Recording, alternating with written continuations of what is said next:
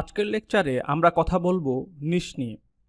So আপনাদের মধ্যে যারা এই ভিডিওটা দেখছেন তারা হয়তোবা অনেকেই জানেন নিশ কি। সো যারা জানেন না অ্যাকচুয়ালি তাদের জন্যই এই ভিডিওটা। তো নিশ কি এই ব্যাপারটা বোঝার জন্য আমি সবচেয়ে সহজ একটা উদাহরণ দিয়ে আপনাদেরকে বোঝানোর চেষ্টা করব। তাই যেটা বলবো আমি অবশ্যই সেটা একটু মনোযোগ দিয়ে শোনার চেষ্টা করবেন। সো নিশ বোঝার জন্য নিশকে আমি ধরে নিচ্ছি একটা ব্যবসার সাথে তুলনা করছি, ঠিক আছে? আপনি ধরে নিন মানে নিশটা হচ্ছে একটা ব্যবসা। তো আমরা যদি একটা ব্যবসা শুরু করতে চাই তখন আমাদের কি সিলেক্ট করতে হয়?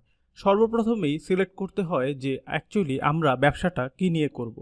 এটা কিন্তু একটা প্রথম ধাপ যে কোনো ব্যবসা শুরু করার ক্ষেত্রে, সেটা যে ব্যবসাই হোক না কেন। বিকজ আমাদের একটা ব্যবসা শুরু করার আগে চিন্তা করতে হয় যে আমরা কি নিয়ে ব্যবসা করব। সেটা হতে পারে কাপড়ের ব্যবসা, হতে পারে আপনার জুতার ব্যবসা, হতে পারে কোনো খাবারের ব্যবসা, যে কোনো রকমই ব্যবসা হতে পারে। তার মানে আমাদের ব্যবসা শুরু করার আগেই আমরা কী নিয়ে ব্যবসা করব সেটা নিয়ে একটা প্ল্যান করতে হয়।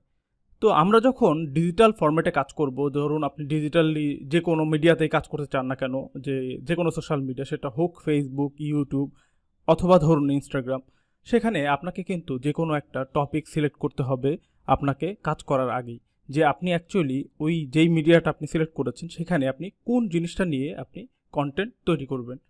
সো ইনস্টাগ্রামের ক্ষেত্রে এই নিশ ব্যাপারটা আপনি খুব সহজে ধরে নিতে পারেন যে কাজ করার আগে টপিক সিলেক্ট করা। এই টপিক সিলেক্ট করাটাই হচ্ছে নিশ।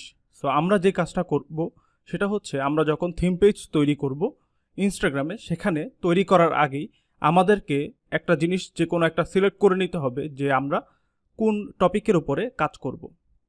সেটা হতে পারে ডগ, হতে পারে ক্যাট, অথবা হর্স, বাইক, ফিটনেস, ট্রাভেল, এগুলো সবই কিন্তু এক একটা নিশ, আলাদা আলাদা নিশ। তো অবশ্যই আমরা এই রকম যে কোনো একটা নিশ সিলেক্ট করব এবং সেই নিশটা সিলেক্ট করেই আমরা একটা অ্যাকাউন্ট তৈরি করব এবং সেখানে ওই রিলেটেড ছবি অথবা ভিডিও, মানে এখন তো রিল হয় ইনস্টাগ্রামে, সো সেটাই আমরা পোস্ট করব। সো এটাই হচ্ছে অ্যাকচুয়ালি নিশের একদম সবচেয়ে সহজ উদাহরণ।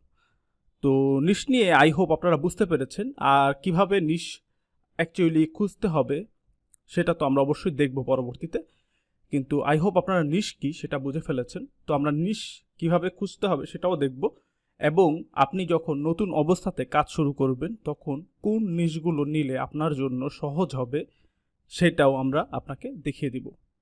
তো আজকের এই এপিসোডটা আমরা এখানেই শেষ করে দিচ্ছি, চলে যাচ্ছি পরবর্তী